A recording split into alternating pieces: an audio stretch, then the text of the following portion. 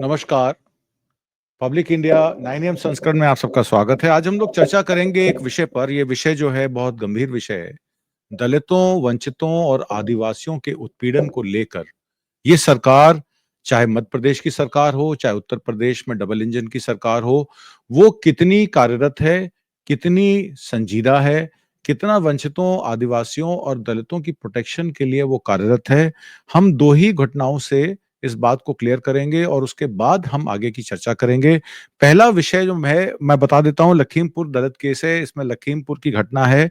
लखीमपुर में एक दलित व्यक्ति रामचंद्र मौर्य को पुलिस हिरासत में उनकी हत्या कर दी जाती है और जब परिवार वालों ने न्याय की मांग की तो पुलिस के अधिकारियों ने ये भाषा और बर्ताव बताने के लिए काफी है कि भाजपा शासित प्रदेश में या राज्य में एससी एसटी वर्ग का क्या हाल है। भारत के संविधान ने दलित वंचितों को अधिकार देकर अन्याय अत्याचार के खिलाफ ताकत दी है। भाजपा राज्य में ना तो संविधान का सम्मान है, ना ही वंचित वर्गों के अधिकार का। वंचित समाज से आने वाले एक परिवार ने अत्याचार के खिलाफ सवाल उठाया तो भाजपा सरकार की पुलिस ने उन्हीं को जो है शोषित किया, उसका व्यवहार किया। किस तरीका का व्यवहार पुलिस के अधिकारी उस दलित परिवार के परिवारजनों से कर रहे हैं, देखिए, आप ही समझिए इस बात को। सस्पेंड हो और ना निगासन हो और ना तुझे 30 लाख रुपए दे। तेरे पे जितने दिन रखना उतने दिन रख ले तू इसे डेड बॉडी को, और हम जा रहे हैं यहाँ से। तेरे पे जो करना है कर लिए। चलो भैया, ले गलत मांगे कुछ नहीं हो पाएगा। जो करना होगा 3 दिन 4 दिन 5 दिन। सर थोड़ा सा मांगा गलत गिरफ्तारी करनी है।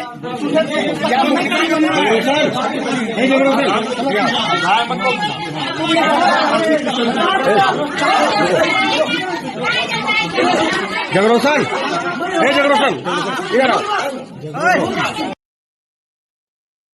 ये पीड़ित परिवार एक परिवारजन की हत्या के मामले में पुलिस अधिकारियों से कार्रवाई करने को कह रहा है और पुलिस उसी को आंखें दिखा रही है।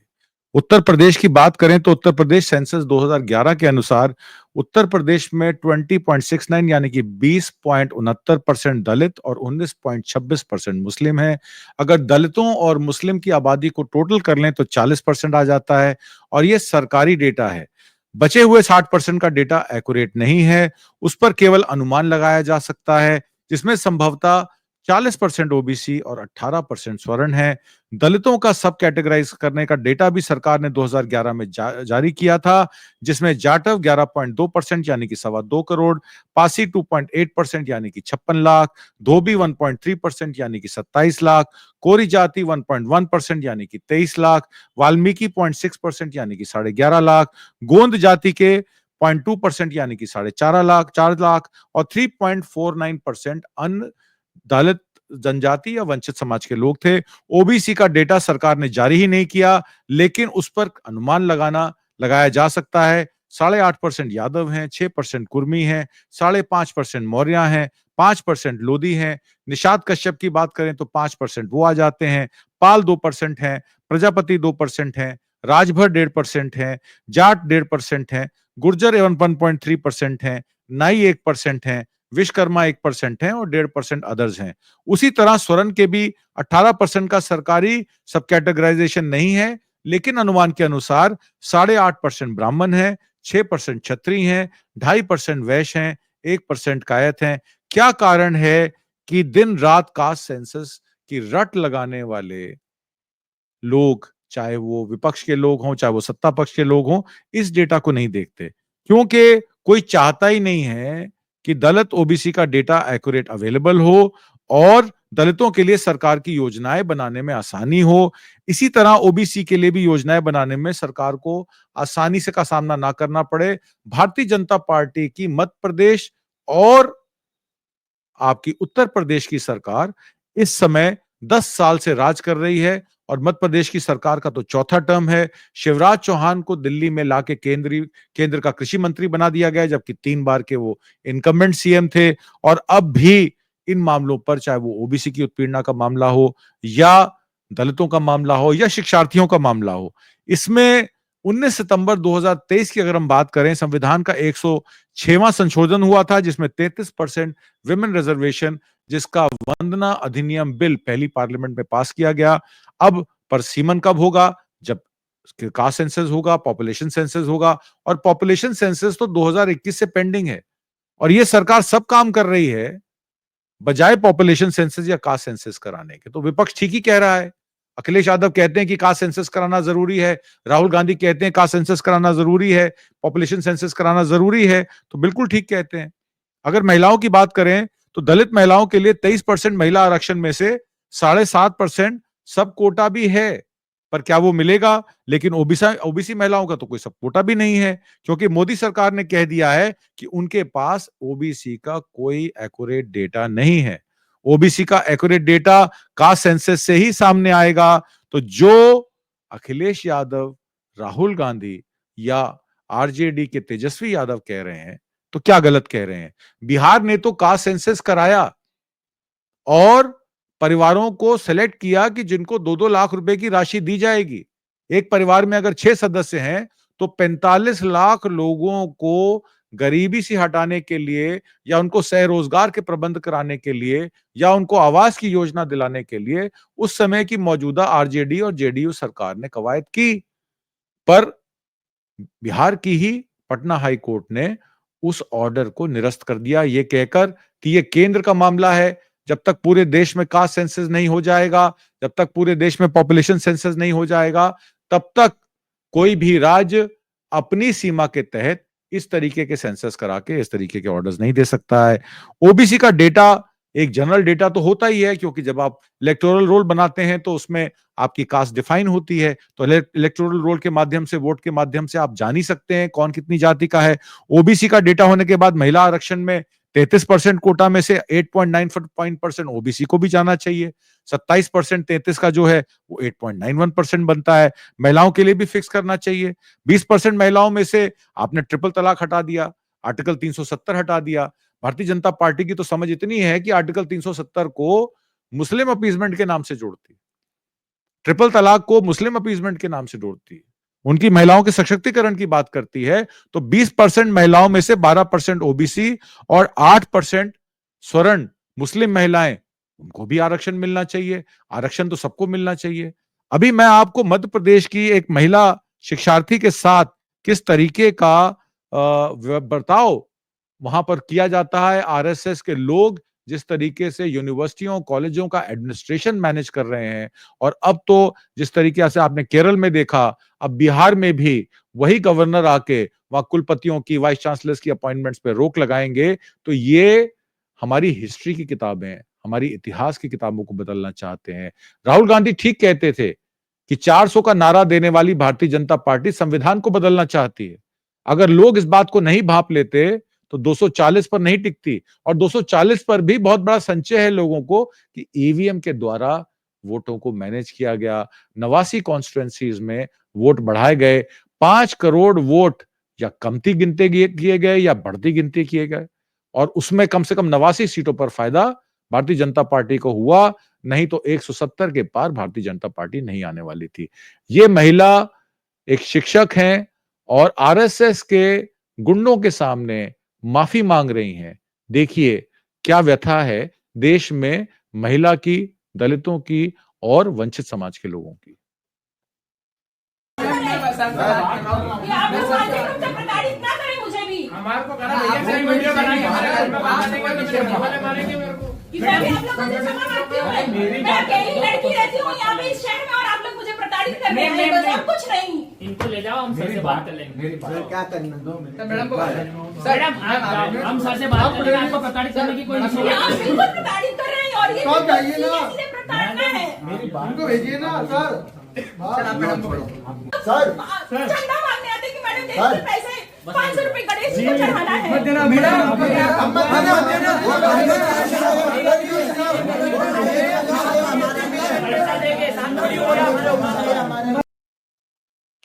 मैं आपको बताता हूं ये सारा मामला क्या है। सोशल मीडिया के मुताबिक मध्य प्रदेश के शाजापुर में एक पॉलिटेक्निक कॉलेज की परीक्षा चल रही थी।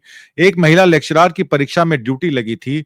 कथित तौर पर एबीवीपी कार्यकर्ताओं ने लेक्चरर पर परीक्षा में सख्ती बरतने का आरोप लगाते हुए प्रचार कक्ष तक प्रदर्शन किया। उसके बाद लेक्चरर को मजबूर हाथ जोड़कर माफी मांगनी पड़ी। खुद के प्रताड़ित किए जाने के शिकायत करते हुए वे ये भी कहती हुई सुनाई दी कि पूजा के नाम पर जबरदस्ती 500 का चंदा मांगा जा रहा है। एक शैक्षणिक संस्थान में आरएसएस ने कितना कब्जा कर लिया है, जाने हम कब लोग समझेंगे। यूजीसी विधिनियम 2025 का मसौदा राज्यों के द्वारा राज्य द्वारा संचालित विश्वविद्यालयों के लिए कुलपति नियुक्त करने के उनके अधिकारों से वंचित करके और कुलपति के अनियंत्रित शक्ति प्रदान करके संघवाद को माफ कीजिएगा कमजोर करना है। शिक्षा एक समावर्ती विषय है, ना कि केंद्रीय एकाधिकार का मामला। ये कदम सत्ता को मजबूत करने और राज्य की स्वायत्तता को खत्म करने के संघ परिवार के एजेंडे का हिस्सा है। संघीय सिद्धांतों पर इस जबरदस्त हमले को विरोध करने के लिए सभी लोकतांत्रिक ताकतों को एकजुट होना पड़ेगा। तो राहुल गांधी ने जब इंडिया गठबंधन का एक विजन बनाया था डॉक्यूमेंट, जिसमें उन्होंने कहा कि तेजस्वी यादव आरजेडी के हों, शिवसेना उद्धव ठाकरे हों, जिनकी सरकार को बदल दिया गया, एनसीपी के शरद पवार हों, ये सब एकजुट होकर आम आदमी पार्टी को भी साथ लिया था। आपको याद होगा आम आदमी पार्टी के जब अरविंद केजरीवाल जेल गए थे तो वही राहुल गांधी सुनीता केजरीवाल और हेमंत सोरेन की जो धर्मपत्नी है उनको लेकर उन्होंने दिल्ली में ईडी, सीबीआई और इनकम टैक्स के खिलाफ एक कार्यक्रम किया था और उसमें सोनिया गांधी भी मौजूद थी। तो इंडिया गठबंधन ने उस समय पर साथ खड़े होकर एकजुटता दिखाई थी। उसके बाद पार्लियामेंट में जगदीप धनखड़ के कंडक्ट को लेकर, जो कि चेयरमैन है, वाइस प्रेसिडेंट हैं, राज्यसभा के जो हैं वो स्पीकर हैं, उस समय उन्होंने जिस तरीके से निशिकांत दुबे हों या किरण रिजिजू हों या सुधांशु त्रिवेदी हों, उनको इंपॉर्टेंस देकर 267 के नोटिस पर भारतीय जनता पार्टी ने कांग्रेस को आड़े हाथों लिया। ये पहली बार ऐसा हुआ कि सत्ता पक्ष विपक्ष को आड़े हाथों ले रहा है। जब उस पर विपक्ष एकजुट हुआ, इंडिया गठबंधन एकजुट हुआ, तो ऐसा लगा कि अब इंडिया गठबंधन एक साथ रहेगा। और उसके बाद आपने देखा मकर द्वार पर जिस तरीके से धक्कम धुक्की हुई, प्रताप सारंगी हॉस्पिटल पहुंचते हैं, उनकी चोट जो है वो इतनी सी होती है और पट्टी बांध के, पगड़ी बांधकर उनको इतना बड़ा दिखाया जाता है। हालांकि ग्राम स्टेन्स के केस में वो भी नामजद थे, बजरंग दल के उस समय के वो उस ब्लॉक के वो अध्यक्ष थे, जिसमें दारा सिंह जो है ग्राम स्टेन्स और उनके 2 बच्चों की हत्या कर देता है। पर अव्वल उनको चोट लगती है, वो राहुल गांधी का नाम लेते हैं। एक और सांसद वो भी राहुल गांधी का नाम लेते हैं और कहते हैं कि राहुल गांधी ने उनको धक्का दिया। ये धक्का हमारे देश के लोगों को लगा, ये धक्का देश के संविधान को लगा, क्योंकि झूठ की राजनीति जिस तरीके से नई संसद में चलाई जा रही है और विपक्ष को आड़े हाथों लिया जा रहा है, उनको उनकी बात नहीं करने दी जाती है। देश की सबसे बड़ी पार्टी आज की डेट में भारतीय जनता पार्टी है और देश की दूसरी बड़ी सबसे बड़ी पार्टी कांग्रेस के अध्यक्ष को, जो कि खुद एक दलित समाज से आते हैं, जब उनको बोलने की आजादी नहीं है तो आप यकीनन मान सकते हैं कि किसको बोलने की आजादी होगी। और अब तो मामला यह है कि तमाम गोदी मीडिया चैनलों पर आरजेडी के तेजस्वी यादव का बयान आ रहा है कि उन्होंने ये कह दिया है कि ये तो गठबंधन था, वो तो नेशनल लेवल के इलेक्शन का था, लोकसभा का था, विधानसभा के इलेक्शन में तो कोई गठबंधन नहीं है। समाजवादी पार्टी आम आदमी पार्टी के उसमें खड़ी हो गई है सपोर्ट में। टीएमसी के डेरेक ओब्रायन अब ये कह रहे हैं कि हम आम आदमी पार्टी को सपोर्ट करते हैं। पृथ्वीराज चौहान जो महाराष्ट्र के पहले कांग्रेस के लीडर थे, अब वो दूसरी पार्टी में है, तो उनका बयान आता है कि मैं तो चाहता था कि सब एकजुट होकर इलेक्शन लड़ें, पर क्योंकि वो एकजुट होकर नहीं लड़ रहे हैं तो कहीं ना कहीं कांग्रेस जो है वोट कटवा पार्टी का इंतजाम कर रही है। कांग्रेस की 2 स्टेटों में सरकार है, तेलंगाना में एब्सोल्यूट मेजॉरिटी से, जबकि बीआरएस और बीजेपी की टक्कर थी, उसमें भी कांग्रेस जीतकर इलेक्शन आई। कर्नाटक में सिद्धारमैया और डीके शिव कुमार सही तरीके से कांग्रेस की सरकार चला रहे हैं। भारतीय जनता पार्टी 40% सरकार के नाम पर, कमीशन लेने के नाम पर वहां से हटाई गई। और भारत भाजपा संघ 10 सालों में कांग्रेस मुक्त भारत नहीं बन पाए, तो अब उन्होंने आम आदमी पार्टी, सपा और टीएमसी के जरिए इस काम को अंजाम देने का फैसला किया है। उनके कंधे पे रखकर बंदूक चला रहे हैं। अगर इसको ध्यान से देखा जाए तो यह समझ लिया जाए कि भारतीय जनता पार्टी कांग्रेस युक्त हो चुकी है, क्योंकि कांग्रेस के सारे लीडर्स अब भारतीय जनता पार्टी में शामिल हो गए हैं। आप किसी भी स्टेट की लीडरशिप उठा के देख लीजिए। और विपक्ष जो कांग्रेस पार्टी नहीं है, बाकी का विपक्ष अब कांग्रेस मुक्त होने की बात कर रहा है या उससे मुंह से कहलवाया जा रहा है। क्या ये ईडी सीबीआई का प्रेशर है? क्या ये आय से ज्यादा संपत्ति का मामला है जिसमें ये लोग कुछ बोल नहीं पा रहे हैं? दिल्ली विधानसभा चुनाव में अरविंद केजरीवाल का असली संगी चेहरा जनता के सामने तब आ जाता है जब वो मोहन भागवत को चिट्ठी भेजते हैं और उसके बाद जाट आरक्षण की बात करते हैं। अंबेडकर और भगत सिंह की तस्वीर लगाकर उनका अपमान करने का खेल चल रहा है। कांग्रेस जनता के मुद्दों पर चुनाव में अकेले ही लड़ रही है। दिल्ली की स्टेट ओबीसी लिस्ट में से 5 और जातियां हैं जो केंद्र की ओबीसी लिस्ट में नहीं है, पर भारतीय जनता पार्टी के खिलाफ आम आदमी पार्टी केजरीवाल को सिर्फ जाट नजर आते हैं। और उधर कृषि मंत्री शिवराज चौहान को दिल्ली में किसान नजर आ जाते हैं जो दूरबीन से भी नजर नहीं आ रहे थे। और दिल्ली के बॉर्डरों पर 13 महीने किसान रहे, तब तो मोदी सरकार ने उनकी सुध नहीं ली, पर अब शिवराज चौहान को किसान याद आ रहे हैं जो दिल्ली के गांव में रहते हैं, जिनकी बड़ी बड़ी बिल्डिंगें हैं, जिनको 5-5 हजार रुपए 10-10 हजार रुपए कमरे का किराया मिलता है। वो रेंट लेने वाले, मेंटेनेंस लेने वाले, इनको किसान नजर आ रहे हैं।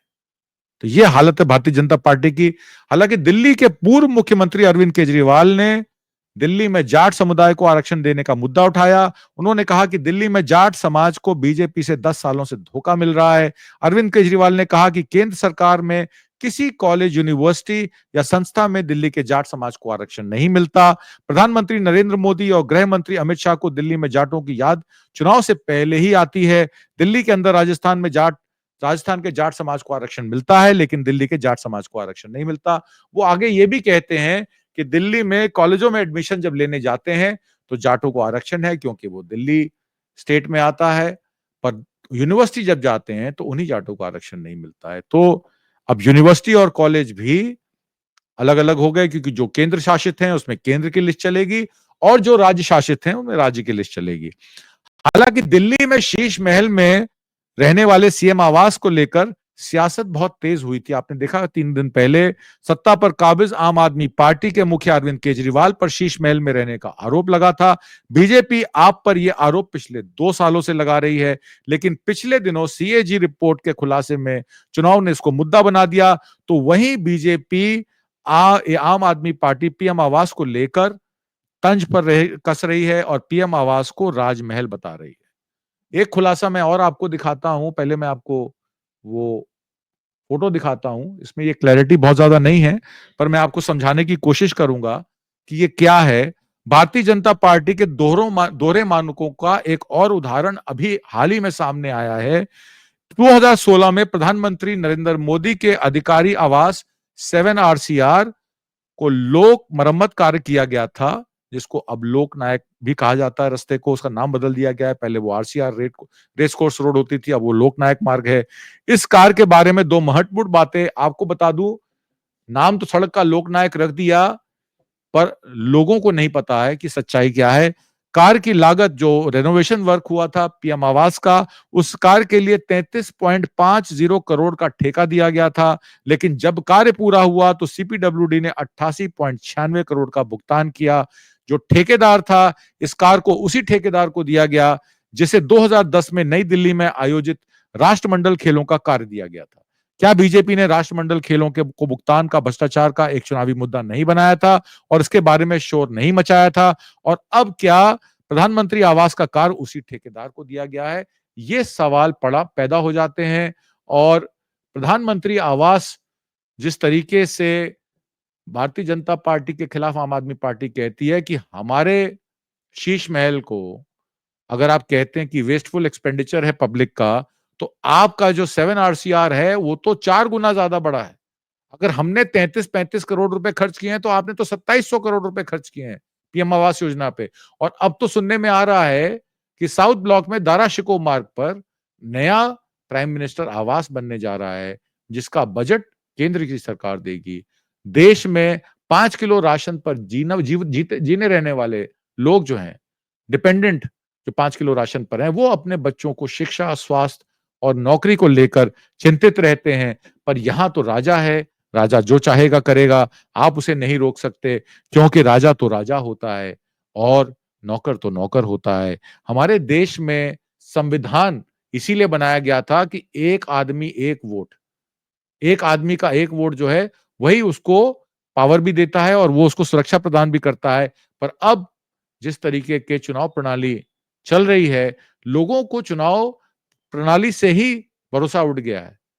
वो चाहे ईवीएम को लेकर हो, ईसीआई के कंडक्ट को लेकर हो, तमाम विषयों पर आपने महाराष्ट्र और हरियाणा इलेक्शन में देख लिया किस तरीके से वोट डाले जाते हैं, 3 दिन बाद गिनती की जाती है और उसके बाद जिन गाँवों में भारतीय जनता पार्टी को वोट नहीं भी पड़ा, वहां भी भारतीय जनता पार्टी उन ब्लॉकों में जीत जाती है। और अब तो ये कहा जा रहा है कि ईसीआई के मैंडेट में अब ब्लॉक वाइज रिजल्ट अनाउंस नहीं होंगे, कंपोजिट इलेक्शन अनाउंस होंगे, ताकि आपको पता ही ना लगे कि कौन से ब्लॉक में कितने वोट पड़ गए। यानी कि अगर एक बस्ती में या एक ब्लॉक में या एक मशीन जहां पे 600 माइनॉरिटीज के लोग रहते हैं या मुसलमान लोग रहते हैं, अगर वो अपना 600 वोट का मताधिकार यूज करते हैं तो उसमें 400 वोट अगर बीजेपी को मिल जाएंगे तो आपको पता ही नहीं लगेगा, क्योंकि रिजल्ट कलेक्टिवली अनाउंस किया जाएगा, ना कि बूथ वाइज, ब्लॉक वाइज। तो जब बूथ वाइज रिजल्ट नहीं आएगा तो आप बता भी नहीं पाएंगे किसका वोट किसको गया। तो ये तो और भी मजे वाली बात हो जाएगी। केजरीवाल की राह पर क्या बीजेपी जा रही है? ये भी एक सवाल खड़ा हो जाता है। बीजेपी ने अरविंद केजरीवाल को मुफ्त बिजली और पानी की योजनाओं पर पहले रेवड़ी कल्चर कह के बदनाम किया, लेकिन चुनाव से ठीक 1 महीना पहले बीजेपी भी जनता को रेवड़ी बांटने पर मजबूर हो गई। सवाल यह है कि बीजेपी काम की राजनीति का विरोध करती थी, आज वही क्यों केजरीवाल के मॉडल को अपनाने की कोशिश कर रही है? कहीं ऐसा तो नहीं है कि उनके पास मोदी जी, अमित शाह के नाम पर वोट मांगने के अलावा कोई चारा ही नहीं है?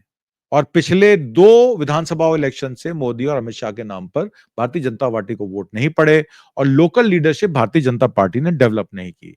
हालांकि दिल्ली की महिलाओं को मुख्यमंत्री महिला सम्मान योजना के तहत हर महीने 2100 रुपए दिए जाते हैं, ये देश में सबसे अधिक हैं। मध्य प्रदेश में लाडली बहन योजना के तहत 1250 मिलते हैं, जो दिल्ली में 850 कम है, जो दिल्ली से 850 कम है। महाराष्ट्र में महिलाओं को 1500 रुपए मिलते हैं और अब तो सुनने में आ रहा है लाडली बहना योजना जो एकनाथ शिंदे सरकार ने लॉन्च की थी, अब शायद उसमें अमेंडमेंट्स करके बहुत सारी महिलाओं के अकाउंट बंद कर दिए जाएंगे। असम में 1250 की सहायता दी जाती है, जो दिल्ली से कम है। और छत्तीसगढ़ का इलेक्शन आपको याद होगा, मध्य प्रदेश का इलेक्शन याद होगा। 3200 रुपए धान का रेट प्रॉमिस करने वाली भारतीय जनता पार्टी अब 2100 रुपए में भी धान नहीं खरीद रही है। और 2022 के इलेक्शन में योगी आदित्यनाथ की सरकार ने होली दिवाली पर महिलाओं को फ्री सिलेंडर देने की बात की थी, शायद वो भी जुमला साबित हुआ, जैसे प्रधानमंत्री मोदी की 2 करोड़ नौकरियों का जुमला साबित हुआ है। तो क्या हमें चाहिए जुमला सरकार, या हमें चाहिए फ्रीबीज की सरकार, या हमें चाहिए देश में संविधान को बचाकर देश के दलित, वंचितों, देश के अल्पसंख्यकों को साथ रख के चलने की और बाबा साहब अंबेडकर के सपनों की सरकार? मैं आप पर छोड़ता हूं और आप उम्मीद करता हूं आपको आज का कार्यक्रम पसंद आया होगा। कमेंट बॉक्स में जरूर लिख के भेजिएगा, लाइक करें, सब्सक्राइब करें और कल फिर सुबह 9 बजे मैं एक नए सब्जेक्ट के साथ, एक नए विषय के साथ आपके समक्ष हाजिर होऊंगा। अब मुझे आज्ञा दीजिए। बहुत बहुत धन्यवाद। नमस्कार। जय हिंद।